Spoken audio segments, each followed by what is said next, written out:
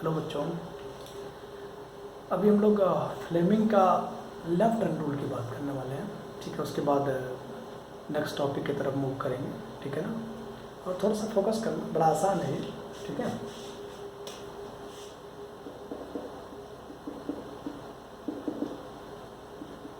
Fleming's left hand rule.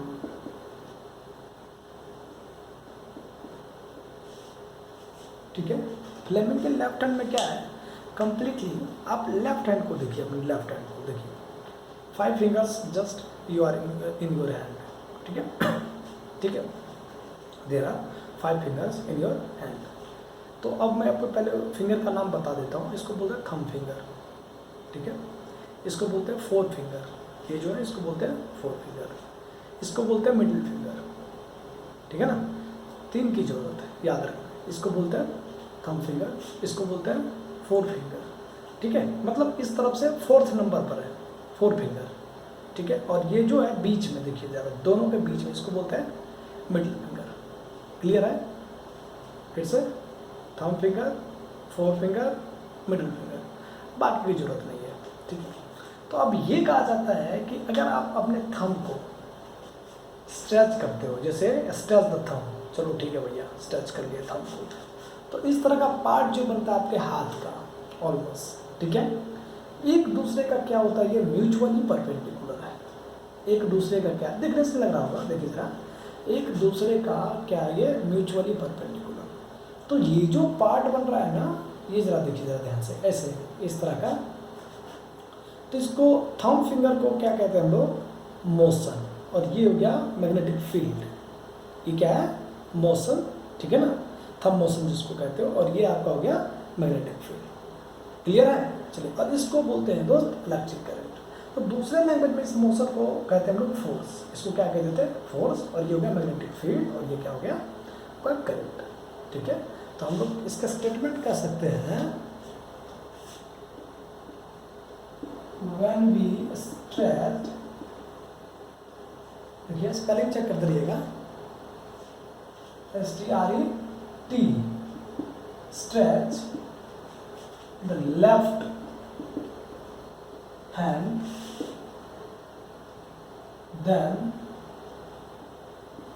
thumb finger, ठीक है, thumb finger, और देखिए thumb finger और कौन सा, 4 finger, 4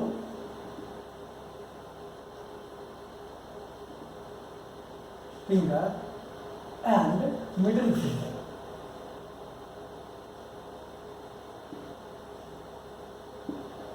are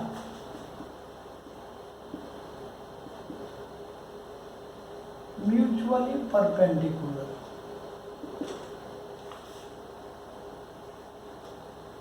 to each other। ठीक है, अब कहता है if 4 finger is the, देखिए जरा, if 4 finger is the direction of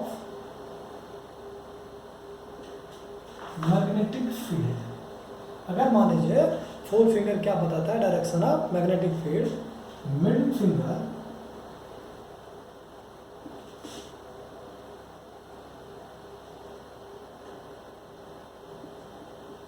is the direction of electric current, 4 finger is direction of electric current, and thumb, then thumb, it is right, and thumb will point in the direction of motion of force।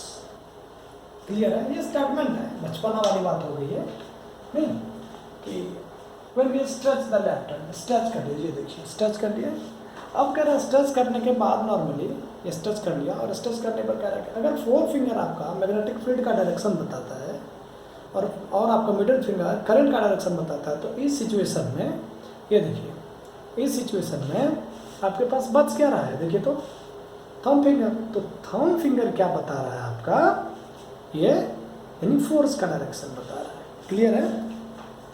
तो इसी को मैं दूसरे थोड़ा सा diagram के रूप में लेके जाऊँ। देखो थोड़ा बढ़िया डायग्राम बनता नहीं है और तुम बनाने की कोशिश करना अगर तुमको अच्छा लगे तो, ठीक है। तो ये कहा जाता है कि मान लीजिए इस तरह का, देखिए जरा,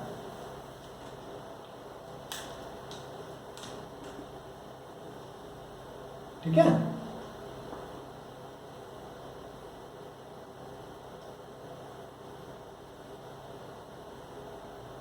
थंब फिंगर और सिंपली जो भी आपको लगे थोड़ा ढंग का,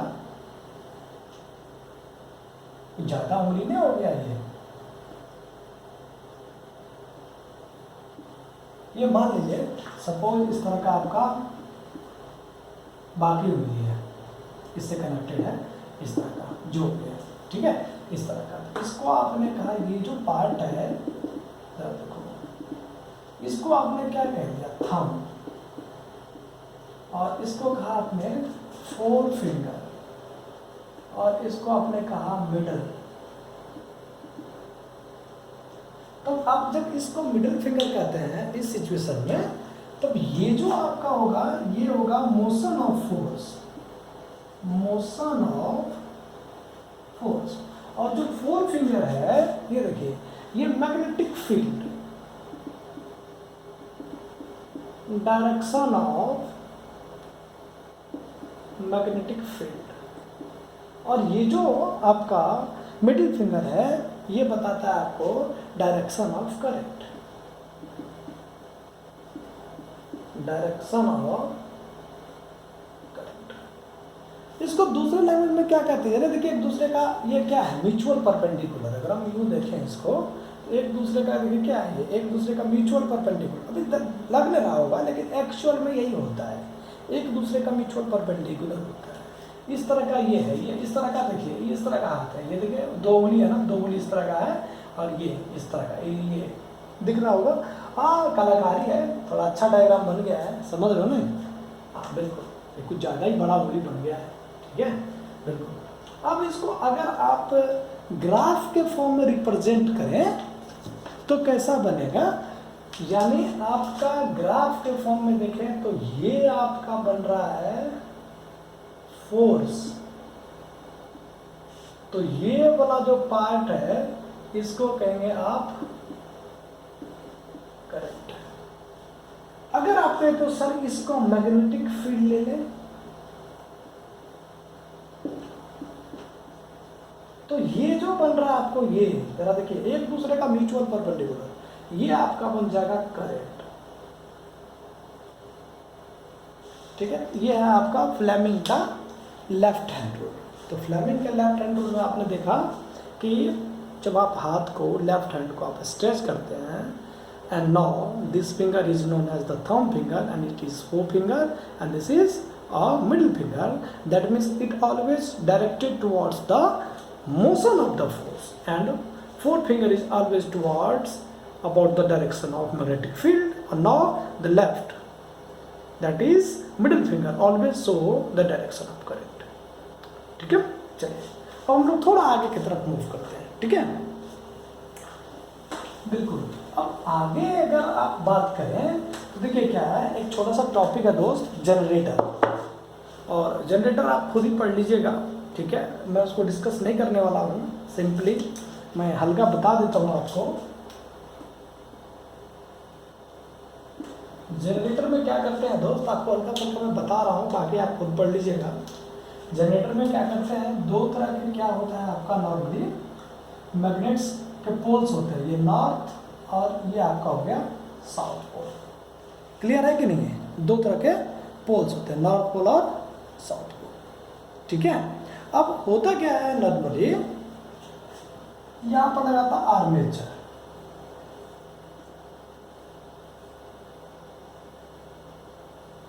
ठीक है। और नॉर्मली आर्मेचर हो गया, उसके बाद ऑलमोस्ट क्या होता है, जो करंट का डायरेक्शन हो गया। तो अब इस आर्मेचर में अगर मान लीजिए आप ऐसे करंट देते हो, जरा फोकस करो, ऐसे इस तरह से आप करंट अगर आप मूव कराते हो, ये आपके करंट का डायरेक्शन है, इस तरह से करंट मूव कर रहा है आपको, जरा फोकस करो। तो इस तरह से जो आपका करंट मूव करेगा, अब इसमें आपका लेफ्ट और राइट वाला बात कहाँ से आएगी, तब ये आपका करंट का डायरेक्शन अगर है, तब इस सिचुएशन में आपका बनेगा मैग्नेटिक फील्ड, और ये जो बन रहा है ये आपका बन रहा है कौन सा, फोर्स। देखिए एक दूसरे का म्यूचुअल परपेंडिकुलर लग रहा है कि नहीं लग रहा है, क्लियर है कि नहीं। और आपको अगर थोड़ा सा अगर हम बात करें, इसको थोड़ा सा एडजस्ट करने की बात करें, तो आप ऐसे कर लीजिए, देखिए जरा,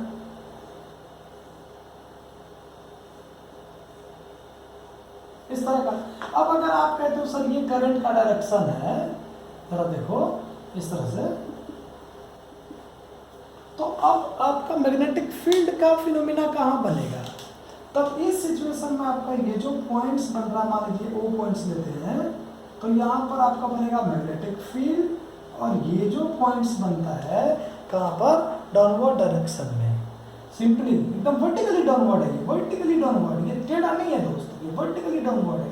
तो इसको वर्टिकली डाउनवर्ड में आप यहाँ से देखिए करंट का डायरेक्शन था, आपका बचा क्या दोस्त, फोर्स, फोर्स, फील्ड और करंट, ये तीन होते हैं ना, देखिए ना, ये तीन होगा आपका, यानी ये हो गया आपका फोर्स, और ये हो गया फील्ड, मैग्नेटिक फील्ड, और ये हो गया करंट। तो ये एकदम से सिचुएशन इस तरह का बात बनता है आपका, ठीक है। चलिए अब यहाँ पर बात आता है क्या है कि सिंपली जो आपका जनरेटर की बात कर रहे हैं हम लोग, ठीक है, और एसी जनरेटर में फोकस कीजिएगा। जो एसी जनरेटर आप कह रहे हैं, प्रिंसिपल ऑफ मोटर की बात करते हैं। मोटर क्या करता है, आपका कन्वर्ट करता है इलेक्ट्रिकल एनर्जी को मैकेनिकल एनर्जी में। इलेक्ट्रिक मोटर अगर हम बात करें थोड़ा, इलेक्ट्रिक मोटर ये इलेक्ट्रिकल एनर्जी को मैकेनिकल एनर्जी में कन्वर्ट करता है, इलेक्ट्रिकल एनर्जी को मैकेनिकल एनर्जी में कन्वर्ट करता है। अब यहाँ पर आपका लगा होता है आर्मेचर, ये कॉइल, और इस तरह का देखिए जरा फोकस कीजिए। अब यहाँ पर ना इस तरह के होते हैं, ये नॉर्थ पोल और ये साउथ पोल, ये मैग्नेट और मस्त दो। और आपको पता है कि मैग्नेट अगर नॉर्थ से कहाँ, आउटवर्ड और साउथ की तरफ मैग्नेटिक फील्ड जनरेट कर रहा है, और मैग्नेटिक फील्ड करंट, जरा देखिए फोकस कीजिए, मैग्नेटिक फील्ड है कि नहीं है, सेम डायरेक्शन परपेंडिकुलर। तो यहाँ पर बात करते हैं क्या कि आर्मेचर कॉइल का क्या काम होता है, ये नॉर्मली आपको इंसुलेटेड कॉपर वायर का बॉन्डेड होता है, ये क्या होता है, इंसुलेटेड कॉपर वायर का बॉन्डेड होता है, ठीक है, जो सॉफ्ट आयरन कोर से बना हुआ होता है, इंसुलेटेड कॉपर का सॉफ्ट आयरन कोर से बना होता है, ठीक है, इसलिए इसको कहते हैं आर्मेचर। क्लियर है कि नहीं ये। अब नेक्स्ट आपका आता है कि अब मैग्नेटिक फील्ड कहाँ से, तो मैग्नेटिक फील्ड जरा फोकस कीजिए इस चीज को, और ये आपका क्या है, साउथ पोल। तो आपने देखा कि ऑलमोस्ट यहाँ से अगर हम नॉर्थ देते हैं और ये साउथ देते हैं तो मैग्नेटिक फील्ड का डायरेक्शन इधर, और अगर ये साउथ और ये नॉर्थ तो मैग्नेटिक फील्ड का डायरेक्शन इधर। तो मैग्नेटिक फील्ड इस सिचुएशन में नॉर्थ से कहाँ जाएगा, साउथ की तरफ। देखिए मैग्नेटिक फील्ड का डायरेक्शन। अच्छा, एक जो सबसे बहुत अच्छी बात है इसमें, इस पॉइंट पर यहाँ पर क्या लगा होता है, यहाँ पर इस सिचुएशन में यहाँ पर लगा होता है आपको स्प्लिट रिंग। क्या होता है, स्प्लिट रिंग, और इसी को कहते हैं अक्यूमुलेटर। क्या कहते हैं, कम्यूटेटर बोलते हैं इसको, COMMUTATOR, ठीक है ना, कम्यूटेटर। अब ये क्या करता है, हाफ मेटालिक रिंग अपने पास रखता है। ये कम्यूटेटर क्या काम करता है, दो मेटालिक हाफ रिंग अपने पास इसको रखता है। और ये क्या करता है, सपोज मान लीजिए एग्जांपल दे रहा हूं मैं, ठीक है, ये जो करंट पास कर रहा है, ये जो करंट मूव कर रहा है, ये जो करंट जा रहा है, इस करंट को फिर से क्या करता है, वो नॉर्मली हाफ रिंग में बांट के और उसको रिवर्स डायरेक्शन देने का काम करता है। ये करंट ऐसे गया और फिर से क्या करेगा, रिवर्स डायरेक्शन देने का काम करता है, ठीक है, किसमें, आर्मेचर कॉइल में। फिर से सुन लीजिए, आपका ऑलमोस्ट कम्यूटेटर का क्या काम होता है? कम्यूटेटर का काम है करंट को जो पास कर रहा है उस करंट को रिवर्स डायरेक्शन में मूव करने का काम करता है। क्लियर है?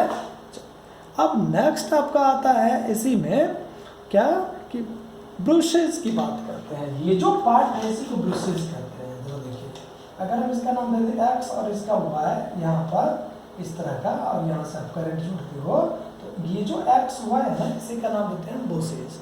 और ब्रूसेस का क्या काम है?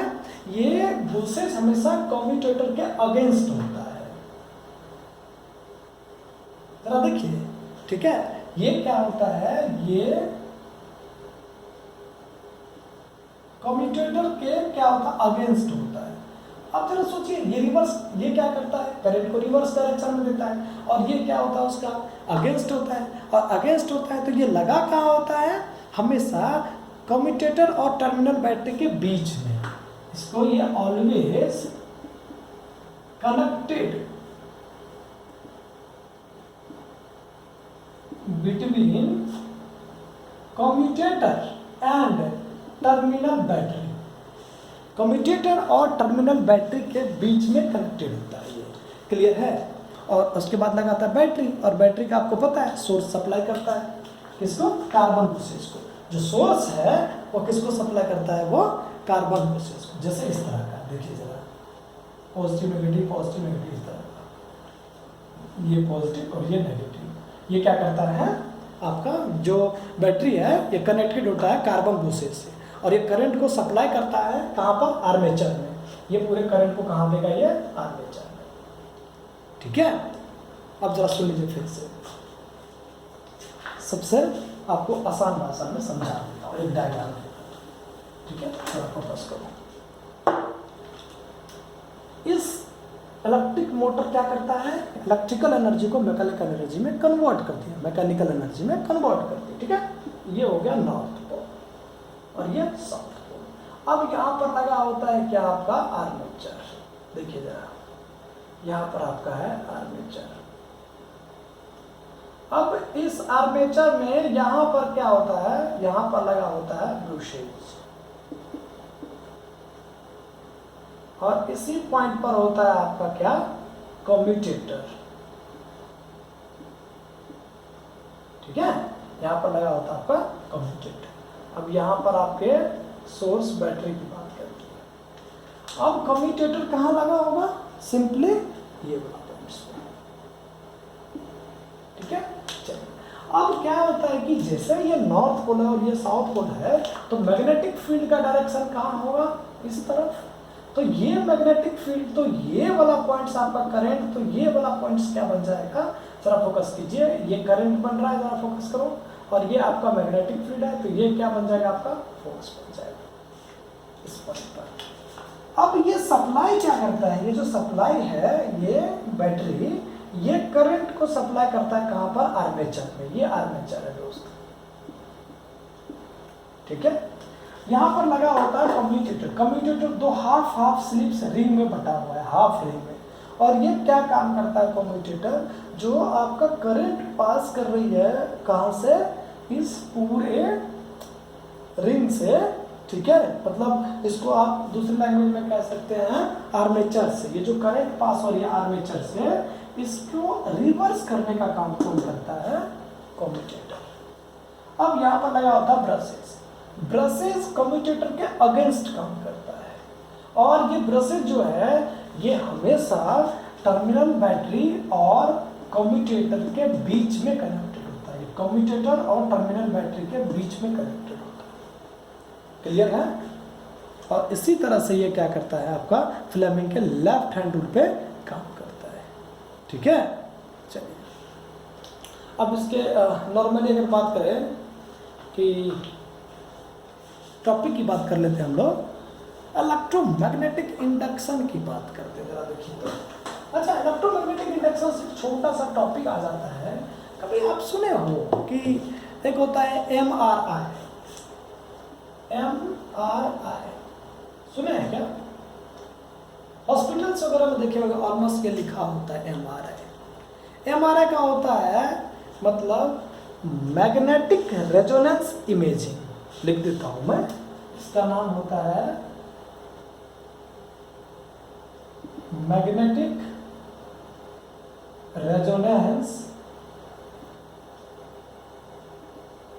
इमेजिंग। ठीक है, सिंपली। अब ये कहां पर आपको मिलेगा, यानी heart and brain in the human body. जब हार्ट और मान लीजिए कि ब्रेन का आप अगर मान लो कहीं जाते हो चेकअप के लिए या फिर वो एमआरआई कराते हैं तो उसमें आपका ये कम्प्लीटली इमेजिंग कराता है। किसके लिए? ये हार्ट एंड ह्यूमन बॉडी। ठीक है, ये एप्लीकेशन हो गया इसके लिए, हार्ट एंड ह्यूमन बॉडी का। क्लियर है? अब नेक्स्ट आता है क्या है आपका कि एक आता है गैल्वेनोमीटर। क्या है? आपसे पूछेगा गैल्वेनोमीटर क्या है, जरा सोचो तो।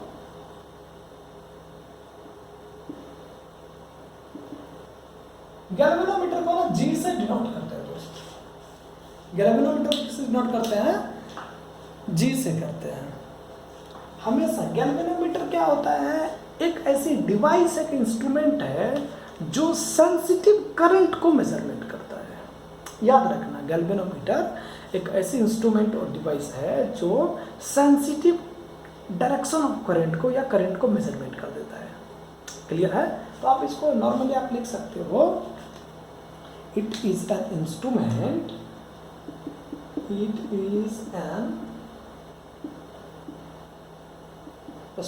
इट इज एन इंस्ट्रूमेंट, ठीक है, which can detect the presence of current, ठीक है, in circuit। तो ये कौन सा करंट को? यानी सेंसिटिव करंट को, सेंसिटिव करंट। ठीक है दोस्त? और ये क्या काम करता है? Also detect the direction of current, also detect the direction of current, simply. ठीक है? अच्छा, अब यहां पर मैं थोड़ा बात अगर कर लूं कि यार सेंसिटिव करंट क्या होगा। मोबाइल फ़ोन के चार्जर या लैपटॉप अगर आप देखे होंगे दोस्त, अगर लैपटॉप यूज़ करते हैं तो लैपटॉप में आप देखते होंगे कि जब आप उसको टच करते हो तो बड़ा धीरे धीरे करंट आता है। जब आप टच पैड को आप टच करते हो तो जो लैपटॉप के ऊपर दे रखा होता है, जिससे आप कर्सर माउस घुमाते हो, या नॉर्मली अगर जो आप अगर आप बात करें कि मोबाइल फ़ोन के जो चार्जिंग को आप टच करते हो तो मोबाइल फ़ोन के चार्जिंग को छूने के साथ आपको करंट नहीं लगता है, लेकिन उसके पास करंट होता है। तो कौन मेजरमेंट करेगा? गैल्वेनोमीटर। सेंसिटिव करंट को, बहुत ही स्मॉल वैल्यू ऑफ करंट को कौन मेजरमेंट करता है? गैल्वेनोमीटर करता है। तो दो तरह का काम करता है, एक तो ये सेंसिटिव करंट को मेजरमेंट करता है, दूसरा करंट के डायरेक्शन को मेजरमेंट करता है कि डायरेक्शन किधर होगा उसकी बात कर रहा है ये। ठीक है? अच्छा, चलिए नेक्स्ट टॉपिक आपका आता है इलेक्ट्रोमैग्नेटिक इंडक्शन। अच्छा, कभी सुने हो इलेक्ट्रोमैग्नेटिक? बिल्कुल सुने होंगे। ठीक है, इलेक्ट्रोमैग्नेटिक इंडक्शन, इसी को दूसरे लैंग्वेज में कहता है EMI। ठीक है, क्या कहते हैं इसको? EMI। होता क्या है? अगर किसी कंडक्टर को मैग्नेटिक फील्ड के पास ले जाते हो, अगर किसी कंडक्टर को मैग्नेटिक फील्ड के पास ले जाते हो, उसमें जो करंट इंड्यूस्ड हो रहा है, उसमें जो करंट इंड्यूस होता है उसी को कहते हैं इंड्यूस्ड करंट, और उसी को बोलते हैं इलेक्ट्रोमैग्नेटिक इंडक्शन। तो कह सकते हैं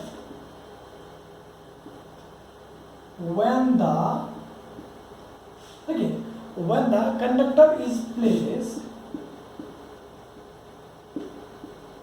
when the conductor is placed, ठीक है, इन अ, कहां पर?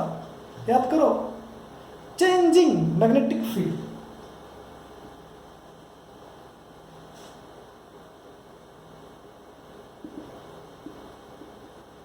when when the conductor is placed in a changing magnetic field,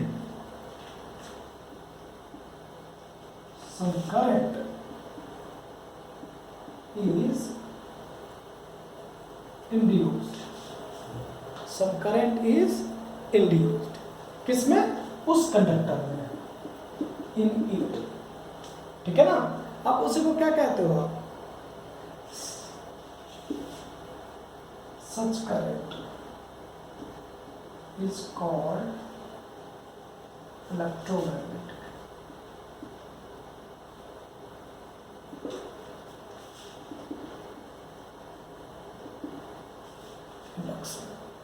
clear है कि नहीं? ठीक है। और इसको ये जो करंट है ना, इस करंट को आप कहते हो, इस करंट को कहते हैं इंड्यूस्ड करंट। ठीक है, सुनिए जरा ध्यान से। अगर किसी भी कंडक्टर को किसी मैग्नेटिक फील्ड के पास लेके जाते हो जहां पर प्रोड्यूस हो रहा हो, और उस वायर में, उस मैग्नेटिक फील्ड की वजह से उस वायर में करंट जनरेट हो जाए, तब उसको कहते हैं इंड्यूस्ड करंट। मान लो ये एक कंडक्टर है और इस कंडक्टर को किसी मैग्नेटिक फील्ड के पास हम लेके जा रहे हैं, क्लियर है? और इस कंडक्टर को किसी मैग्नेटिक फील्ड के पास अगर लेके जाते हो आप, और उसकी वजह से, मैग्नेटिक फील्ड की वजह से उस कंडक्टर में करंट प्रोड्यूस हो जाए, जनरेट हो जाए, इंड्यूस्ड हो जाए, तो उस करंट को कहते हैं हम लोग इंड्यूस्ड करंट। बट उस फिनोमिना को हम लोग कहते हैं इलेक्ट्रोमैग्नेटिक इंडक्शन। क्लियर है? चलिए, अब इसी पर ना कई सारे आपके केसेस बनके कंप्लीट हो जाएगा। अच्छा, इस केस में जरा फोकस करना। ये मैग्नेटिक, फिर से सुनो, एक कंडक्टर को मैग्नेटिक फील्ड के पास अगर लेके जाते हो तो उस कंडक्टर में जो करंट जनरेट होती है उस करंट को कहते हैं कौन सा? Induced current. और जो फिनोमिना बना है उस फिनोमिना को हम लोग कहते हैं इलेक्ट्रोमैग्नेटिक इंडक्शन। क्लियर है? चलो अब सोचो, यहाँ पर एक जिक्र करेंगे फ्लेमिंग वाले पार्ट को, ठीक है? क्योंकि आपने फ्लेमिंग का लेफ्ट हैंड ऑलमोस्ट पढ़ लिए हो, और फ्लेमिंग के अगर लेफ्ट हैंड पढ़ लिए हो तो उसमें एक छोटा सा बात करने वाले हैं हम लोग, ठीक है? फैराडे एक्सपेरिमेंट, जरा समझना है इसको। Faraday's experiment.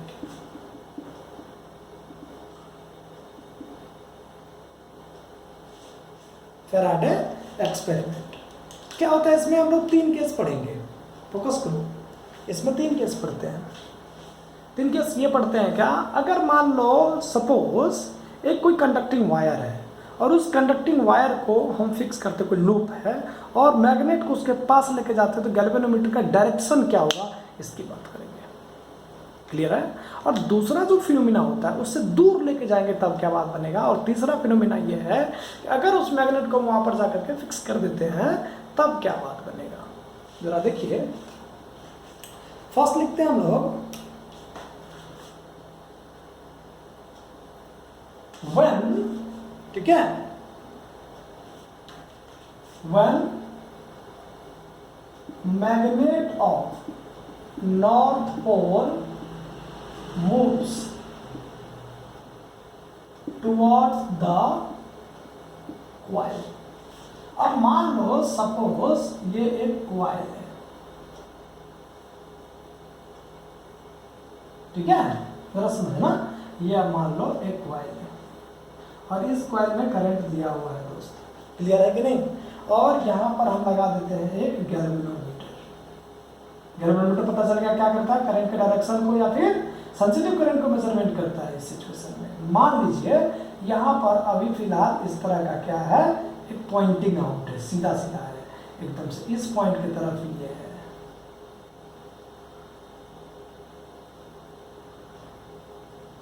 समझना इस सिचुएशन में। और आप क्या करते हो, ये जो मैग्नेट है इसको नॉर्मली आप लेके जा रहे हो, ये नॉर्थ है और ये साउथ। अगर आप इसको, यानी ये क्या बनेगा, मैग्नेटिक फील्ड,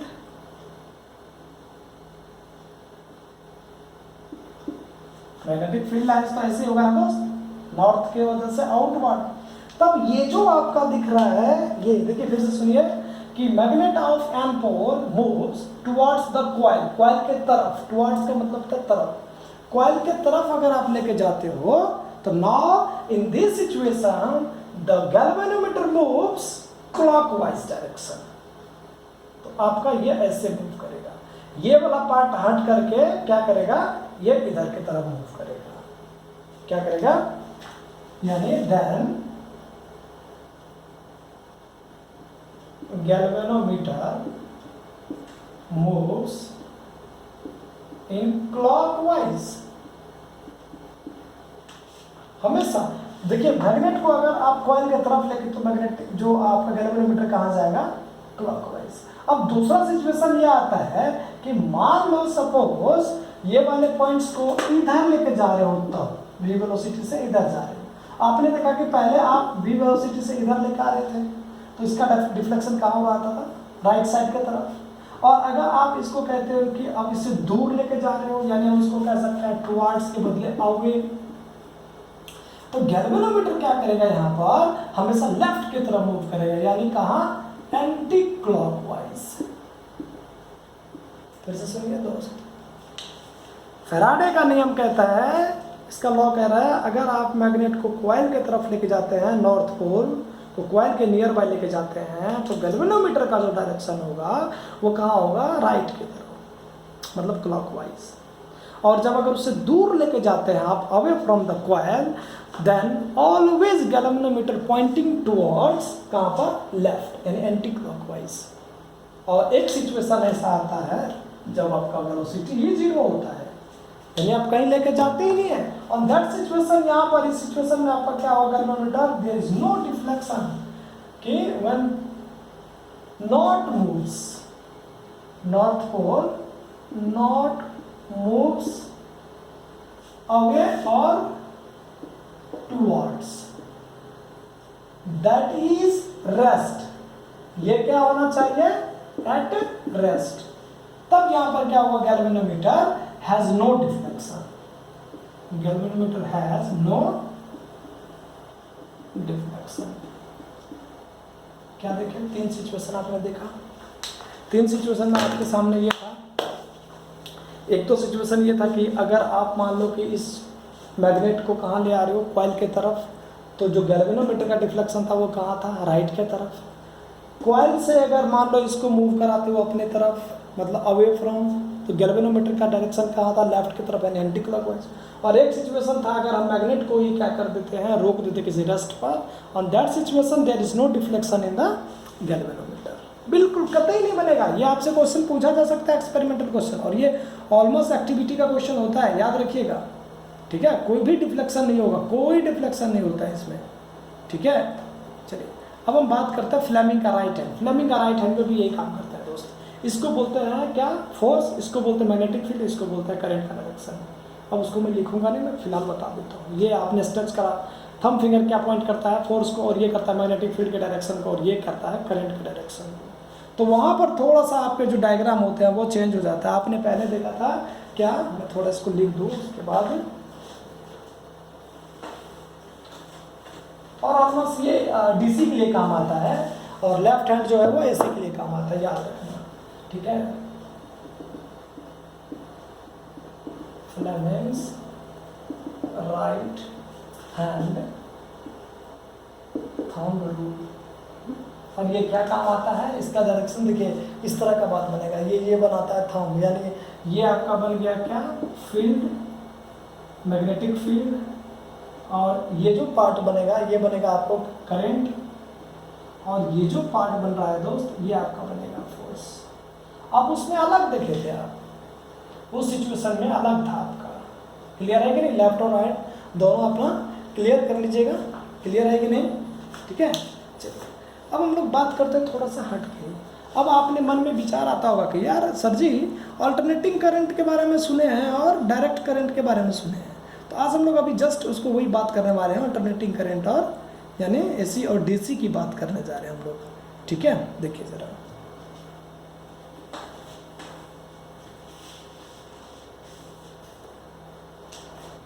एक साथ मैं कर देता हूँ इसको, बार बार करने की जरूरत नहीं पड़ेगा। ये एसी आपका और ये DC। ठीक है, सबसे पहले मैं इसका पूरा नाम लिख लेता हूँ। इसका नाम है अल्टरनेटिंग करंट और इसको कहते हैं डायरेक्ट करंट। ठीक है दोस्त, चलिए, हमेशा अल्टरनेटिंग करंट क्या होता है? Current reverse in direction in periodically, और इसमें क्या होता है? Current has no any periodically direction. Current has no any periodically direction. इसके पास कोई डायरेक्शन नहीं होता है दोस्त, याद रखिएगा। क्लियर है? चलिए, अब क्या होता है कि इसको अगर हम आप दूसरे फॉर्म में देखें तो इस तरह का, अगर हम पोटेंशियल और यहाँ पर हम यानी यहाँ पर अगर करंट देते हो और यहाँ पर टी का वैल्यू देते हो तो इस तरह का मूवमेंट करता है। देखिए, और ये ग्राफ है, ये साइनोसोडल बोलते हैं इसको। क्या बोलते हैं? साइनोसोडल। और ये किसका ग्राफ है? ये साइन का ग्राफ है। ये किसका ग्राफ है? साइन का ग्राफ है दोस्त। ठीक है, और यही थोड़ा आगे से लोगे ऊपर से तो ये बन जाएगा आपको कहां से? ये। और रेड कलर का मैं बना देता हूँ कॉस का ग्राफ, जरा देखो। और ये आपका बन गया कॉस का ग्राफ। ये किसका है? ये कॉस का ग्राफ है। किसी एक एम्पलीट्यूड से अगर आप ओरिजिन से स्टार्ट करते हो ग्राफ को तो साइन का बनता है। ठीक है, आगे मैथ्स में पढ़ोगे बहुत बढ़िया से। और किसी एक एम्पलीट्यूड से स्टार्ट करते हो, किसी एक डिस्प्लेसमेंट से स्टार्ट करते हो तो ये बन जाता है आपका कॉस का ग्राफ। ठीक है, अगर इसकी बात कर लें तो इस सिचुएशन में आपका क्या होता है? देखिए जरा, जो आई और टी का ग्राफ ले तो ये जो पार्ट्स बनता है दोस्त हमेशा कांस्टेंट होता है। कैसा होता है? Current constant. इसका देखिए वेरिएबल होता है, इसका क्या है? वेरिएबल है, और ये क्या है? Constant almost. क्लियर है कि नहीं? अब क्या होता है कि इंडिया में खास करके फॉरेन की बात नहीं करते हैं, फॉरेन में थोड़ा सा चेंज हो जाता है, उसका अडॉप्टर भी अलग होता है हम लोगों से। तो ठीक है, उसके चार्जिंग जो अडॉप्टर होते हैं वो, या फिर चार्जिंग डिवाइस जो भी है, स्टोरेज डिवाइस, उनके अलग होते हैं। हमारे यहाँ अलग है इंडिया में। इंडिया की अगर हम बात करें तो इंडिया में क्या होता है कि एवरी, अगर हम बात करें रिवर्स डायरेक्शन में 1/100 सेकेंड्स क्या करता है? मूव करता है, फ्लक्चुएट करता है। एक सेकेंड में 1/100 टाइम्स क्या करता है? वो बिलिंग करता है, फ्लक्चुएट करता है 1/100 टाइम्स। तो आपके पास मौका होता है। अच्छा देखो क्या होता है कि सिंपली आप जब नॉर्मली आप देख रहे हो तो जो ये लाइट वगैरह है ना दोस्त, ये जो पंखे उनके जो आप देखते हो ना, फैन वगैरह, ये एक सेकेंड में 100 टाइम्स फ्लक्चुएट करता है। एक सेकेंड में इसलिए फ्लक्चुएट करता है, लेकिन विद इन मिली सेकेंड बन जाता है। और मिली सेकेंड बनने की वजह से क्या होता है दोस्त? मिली मत को, हाँ मिली को 100 के समथिंग आ रहा है, 0.001 के करीब आ रहा है, 0.01 के। तो इसके ड्यूरेशन में क्या होता है? इस टाइम पीरियड में क्या है कि आपको फ्लक्चुएशन पता नहीं करता है, लेकिन वो बिलिंग कर रहा होता है। ठीक है, तो कितने सेकेंड में? तो टाइम पीरियड अगर आप निकाले हैं तो टाइम पीरियड क्या बनेगा? तो आप जरा देखिए,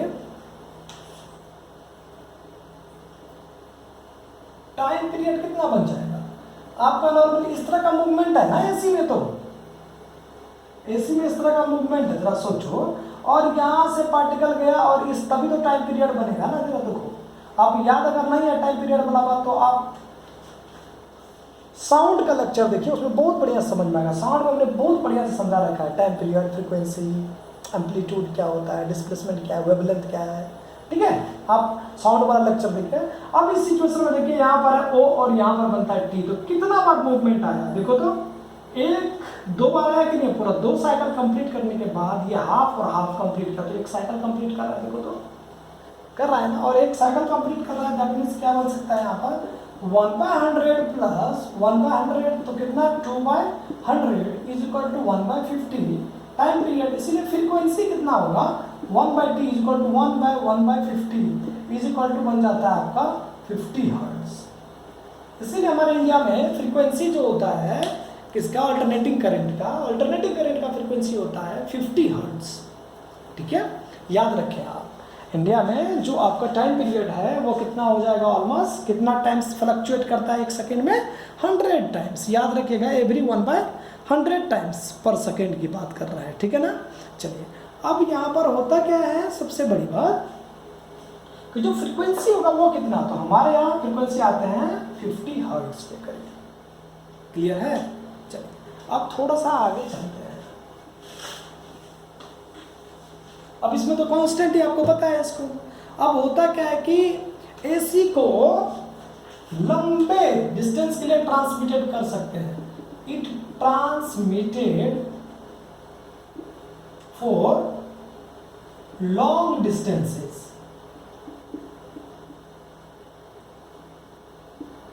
with very low energy losses. होगा एनर्जी लॉसेस क्योंकि आपने करंट पढ़े हो, करंट में आपने देखा था लंबी वायर होगी, करंट को जाने में टाइम लगेगा।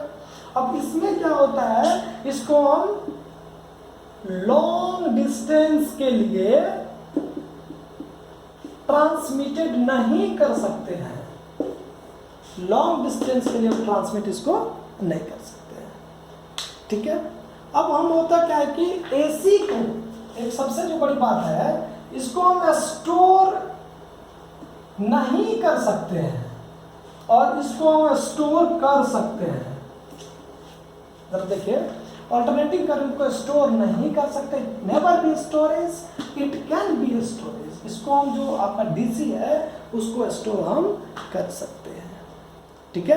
अगर आपका डीसी सोर्स की बात करें तो जैसे सिंपली आपका ड्राई सेल हो गया, हाँ, लेड एसिड हो गया, जैसे मोबाइल फोन वगैरह देखे हो ना वो सब, और ठीक है, लिथियम आयन का कुछ तरह इस तरह होता है उसमें। ठीक है, तो हम क्या कर सकते हैं, इस पार्ट्स को स्टोर कर सकते हैं, इसको स्टोर नहीं कर सकते हैं। ये था आपका दोनों में डिफरेंस, एसी और डीसी में। अब तुमसे कोई पूछ देगा कि भैया हार्मफुल कौन होता है, दोनों में सबसे डेंजर कौन है, दोनों में चिपक लो एक बार, पता चल जाए, करना नहीं है तो हाँ, ये नहीं कहना सर वीडियो क्लास ले रहे थे उसमें बता के चिपक लो, गलत है ये। तो दोनों हार्मफुल होता है। देखो करंट है तो सिंपली बात है, दोनों क्या होगा, डेंजर होगा, इसलिए दोनों क्या होते हैं, डेंजरस होता है। इसके कंपेयर में थोड़ा अल्टरनेटिंग करंट ज़्यादा डेंजरस होता है। ये क्यों होता है, क्योंकि इसका जो फ्रीक्वेंसी और टाइम पीरियड की बात करते हैं यहाँ पर अलग आता है। यहाँ पर जो आप मैक्सिमम करंट निकालेंगे तो ये आपका नॉर्मली आता है I is equal to I0/√2। ये आप थोड़ा सा आगे जाओगे तब जाके पढ़ना होता है आपको, ऐसे आपको जनरल चीज़ें में ये नहीं मिलेगा। इसलिए इसकी जो करंट्स की वैल्यू होती है वो ज़्यादा, इनके कंपेयर में ज़्यादा ये फ्लक्चुएट भी ज़्यादा करता है, मूवमेंट भी ज़्यादा होता है इसके पास। तो वैसे दोनों हार्मफुल है, ऐसा नहीं। और प्रायोरिटी सबसे ज़्यादा एसी का होता है, देन डीसी का होता है। लोग कहते हैं इसमें डीसी में डायरेक्ट करंट होता है, उसमें फ्लक्चुएशन नहीं होता, उसको टच किए तो एकदम सीधा चले जाओ। बात सही है यार, करंट है तो दोनों है हार्मफुल। ऐसे कौन सी बात है ये हार्मफुल होगा और वो नहीं होगा, दोनों है हार्मफुल। ठीक है, आपको चॉइस मिलेगा वहाँ पर कि सबसे ज़्यादा खतरनाक कौन सा होता है, तो एसी एंड डीसी बोथ। ठीक है, अगर आपसे पूछता है कि नहीं अब एसी भी और डीसी भी, आप बोथ नहीं दिया है, तो आप चॉइस करेंगे एसी वाला पार्ट्स को। क्लियर है, एकदम से डेंजर हो जाता है। क्लियर है। चलिए, अब यहाँ पर एक छोटा सा टॉपिक की बात करने वाले हम लोग, वो टॉपिक आपका सेफ्टी डिवाइस के बारे में, जरा सोचिए। ठीक है, सेफ्टी डिवाइस।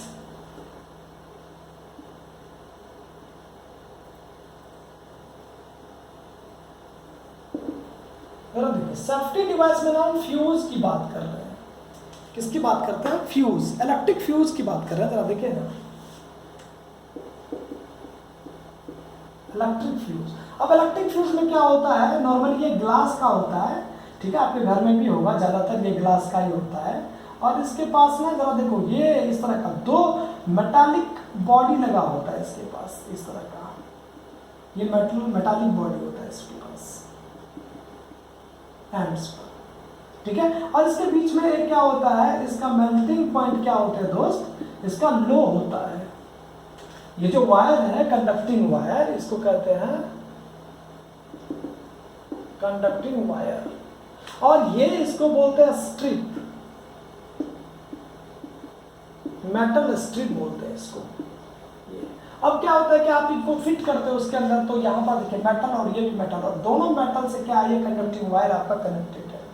और मेटल से कंडक्टिंग वायर कनेक्टेड है तो सिंपली आपको पता है कि जो करंट है वो पास करना स्टार्ट कर देगा। और इसका मेल्टिंग पॉइंट क्या होता है, बहुत ही कम होता है। थोड़ा सा भी अगर ओवरलेटिंग हुआ, ये फटाफट से क्या होता है, मेल्ट हो जाता है, और ये मेल्ट हुआ ब्रेक हो जाता है, आपका पूरा का पूरा सर्किट बच जाता है जलने से। क्लियर है कि नहीं? पूरा का पूरा सर्किट क्या करता है, आपका बच जाता है। और होता है क्या कि अब सिंपली आपसे पूछेगा कि यार ये इलेक्ट्रिक फ्यूज को लगाते कहाँ पर है, ये बड़ा इंपॉर्टेंट क्वेश्चन है आने वाले दिन के लिए। ठीक है, तो याद रखना जरा, electric fuse is always connected in series.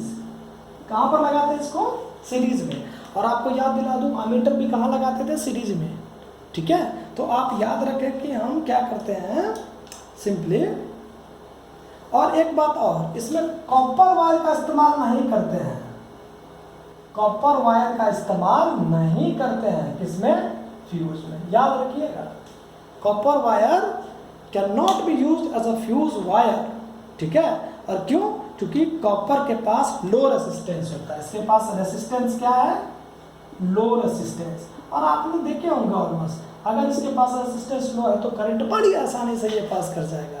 और इसका मेल्टिंग पॉइंट क्या होता है दोस्त, कॉपर की बात कर रहे हैं, मेल्टिंग पॉइंट क्या होता है इसका, हाई होता है। मेल्टिंग पॉइंट हाई होने की वजह से और इसके लो रेसिस्टेंस होने की वजह से हम कॉपर वायर को फ्यूज के रूप में इस्तेमाल नहीं करते हैं। ठीक है, अब एक होता है एमसीबी, आप तो सुने ही होंगे, उसका नाम होता है miniature circuit breaker, miniature circuit breaker. Clear है? चलिए, अब हम नेक्स्ट बात करने वाले हैं कि जो आपका सर्किट होता है उसमें वायर कितने टाइप के लगे होते हैं। जहाँ देखो इलेक्ट्रिक सर्किट की बात करते हैं, उसमें वायर की बात कर रहे हैं हम लोग। ठीक है, तो उसमें अप्लायंसेस की बात करिए, उसमें ऑलमोस्ट क्या होता है कि 3 तरह के वायर इस्तेमाल किए जाते हैं दोस्त। ठीक है, देखिए जरा,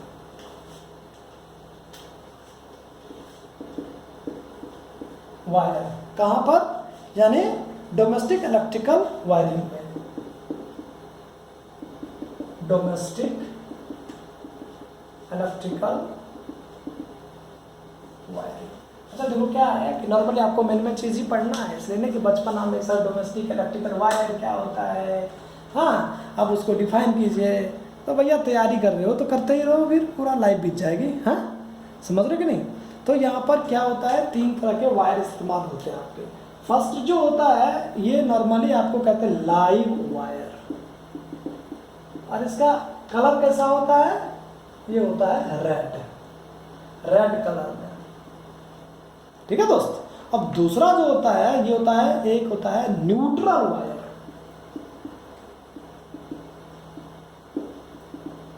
न्यूट्रल वायर कैसा होता है, ब्लैक। आपके घरों में और ऑलमोस्ट जो आप थर्ड देख रहे हो, एक आता है आपको अर्थ वायर, अर्थ वायर। और अर्थ वायर का कलर कैसा होता है, देखिए आजकल तो बहुत सारे ग्रीन ग्रीन पता नहीं क्या क्या कलर आने लग गया है। ठीक है, लेकिन होता है एक्चुअल में कैसा है ये, मतलब हाँ येलो कलर का, अरे होता तो कैसा, ग्रीन कलर।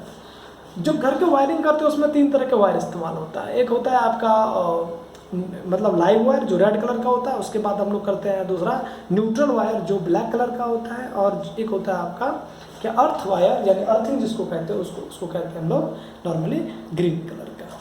ठीक है, अब ये क्या कैसे होता है, नॉर्मली एक दूसरे से कनेक्टेड होता है। अर्थ वायर क्या करता है, हमें ये प्रोटेक्ट करने का काम करता है, यूज टू प्रोटेक्ट। ये क्या काम करता है, ये हमें प्रोटेक्ट करता है। कहाँ से भैया, use to protect from electric shock. ये इलेक्ट्रिक शॉक से क्या करता है, हमें प्रोटेक्ट करने का काम कर जाता है। ठीक है, एक आता है शॉर्ट सर्किट, जरा देखिए short circuit, सीकेटी circuit. Short circuit क्या होगा, जब लाइव वायर, कौन सा लाइव वायर किसके कनेक्ट में आता है, न्यूट्रल वायर के, देखिए जब लाइव वायर किसके कनेक्ट में आ जाता है, न्यूट्रल वायर के कनेक्ट में, तब जाके क्या होता है, आपके शॉर्ट सर्किट होता है। ठीक है, अब इसमें सडनली शॉर्ट सर्किट होने से जो रेसिस्टेंस होता है वो आपका क्या हो जाता है, लो हो जाता है। जो रेसिस्टेंस है वो क्या हो जाता है, आपका लो हो जाता है। ठीक है, और ये चांसेस होते हैं, चांसेस किसका चांसेस होता है, ओवरलोडिंग का। ये ओवरलोडिंग के चांसेस हो जाते हैं दोस्त, सुनिए। ठीक है, और नॉर्मली अब आपके पास बचता है क्या, एक ओवरलोडिंग। ओवरलोडिंग होता है क्या, जरा देखिए, शॉर्ट सर्किट, देखिए लाइव वायर न्यूट्रल वायर के कनेक्ट में आ जाता है तो क्या होता है, शॉर्ट सर्किट, और शॉर्ट सर्किट होने के बाद उसका रेसिस्टेंस बिल्कुल लो हो जाता है, और कैसा चांसेस होते हैं, ओवरलोडिंग की वजह से। ठीक है, चलो नेक्स्ट जो आता है आपका, ये आपका ओवरलोडिंग क्या है क्या ओवरलोडिंग कभी सुने हो, मतलब क्या हो सकता है, अगर कोई भी एक ऐसे करंट ड्रॉन जो जहां से आप मोर देन कई सारे डिवाइस को कनेक्ट कर देते हो, जितनी हमारी इनपुट है उससे ज़्यादा कैपेसिटी हमें आउटपुट ले रहे हैं, यानी इनपुट से क्या है, ज़्यादा कैपेसिटी क्या करते हैं आप, आउटपुट लेते हैं, तब केस क्या बनेगा, ओवरलोडिंग का। तो इसको कह सकते हो सिंपली कि when current drawn is more than current carrying capacity, when current drawn is more than the current carrying capacity, when current drawn is more than current capacity of a conductor is called overloading। अब ये causes क्या हो सकता है, जरा सोचो overloading का। ये कॉजेज हो सकता है, मतलब सडनली वोल्टेज का बढ़ जाना, सडनली वोल्टेज का क्या हो जाना, बढ़ जाना। ठीक है, यानी हाइक इन, इसको कह सकते हो आप hike in, voltage hike, spelling पता है ना दोस्त, यानी वोल्टेज का हाइक हो जाना। और दूसरा होता है कि more than one appliances, more than one devices are used. अगर आप एक से अधिक डिवाइस को इस्तेमाल करते हो तब आपका क्या बनने के चांसेस होते हैं, ओवरलोडिंग का। तो नॉर्मली आपको सेफ्टी डिवाइस भी बता दिए, ओवरलोडिंग, डोमेस्टिक वायरिंग भी बता दिए। आपसे एक क्वेश्चन आ सकता है, मानिए